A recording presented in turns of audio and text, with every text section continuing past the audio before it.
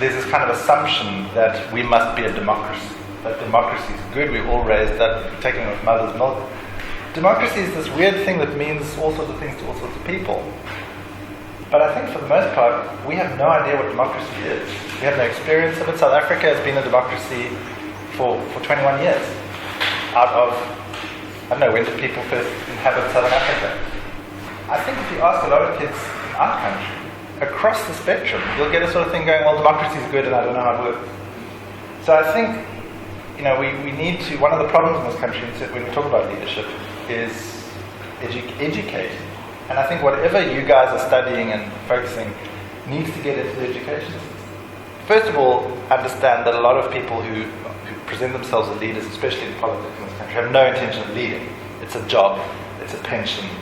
But I think if we are going to move forward, we need to make civic organizations, starting even at small level, this res, for example, you need to make leadership, you need to make institutions, provinces, the country, foolproof.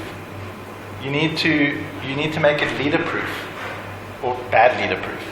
And that means strengthening institutions, that means everybody becoming a little bit of a leader in themselves, monitoring what the leaders are doing.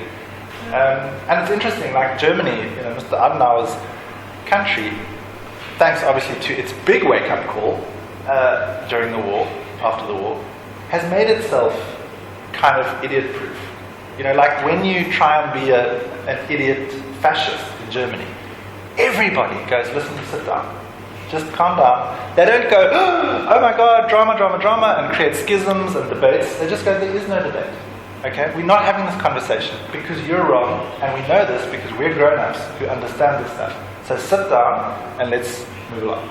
There was somebody saying, black students at Stellenbosch, why do they go to an Afrikaans university if they know it's not an Afrikaans medium university? I wouldn't go to a university in Berlin and demand that my classes happen in Mandarin. Okay, so that was the analogy they used. And a lot of people said, yeah, good point. My response to that was, yeah, but this isn't a foreign country. This is the home of the black people who live here. This is not like going to another country and saying, well, you must speak my language. Ideally, we must all speak everybody's languages here. But I have a feeling that the big issue being skirted here is, at heart, white people's resistance, whether deliberate or unconscious, resistance to learning indigenous languages, and the shame of not speaking those languages. Because basically, the backlash here is by going, there are very good reasons why it must be Afrikaans. The bottom line is, I think it's an emotional response. I think it's a lot of white people going, you got me. I do only speak Afrikaans, or I do only speak English. I don't speak vernacular. I don't understand your language. I think there's enormous shame around this, or certainly in Cape Town, I don't know if it's what it's like here, around not speaking the language. You feel exposed for what you are, which is somebody who hasn't really made an effort to catch up. Afrikaans isn't one of 11 languages, and I think we can't pretend that it is. It's one of 11 languages that has, rightly or wrongly, a powerful historical buzz of energy around it. And I think you can destigmatize languages quite well, and I think the global example of that is German. Even 30 years ago, German was a parody language to the rest of the world. If you wanted to do a cheap comedy routine, you'd do a little moustache on your face and you'd go, 1, 2, 3, and everyone would go, ha ha, Nazi. German, we were so ready to deride and buy into the baggage of German as the language of Nazis.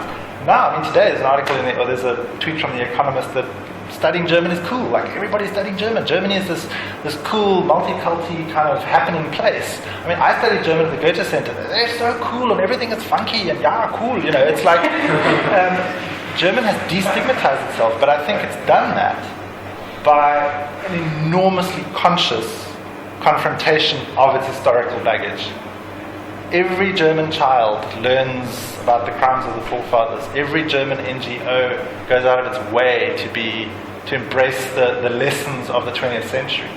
And I think that there is a feeling, and I say that this, again, I'm speaking with no real knowledge.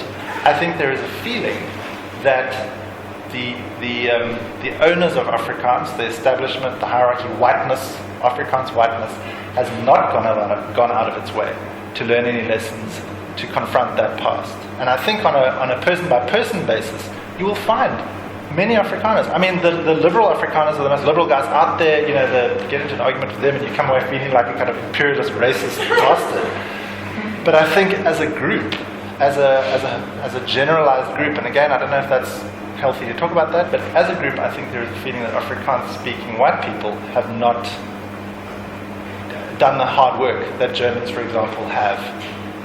I don't think we're agreed at all about what this country is, whether it's even a country.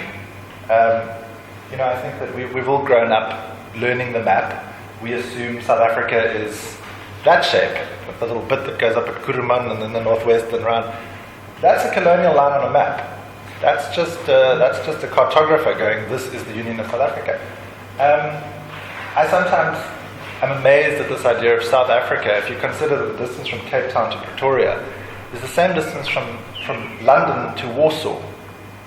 Like, we never, you wouldn't dream of saying, well, British people and Dutch and Belgians and French and Germans and Polish are one thing. And yet we have this obviously we're one, So the assumptions that we grow up with and think about as universally true.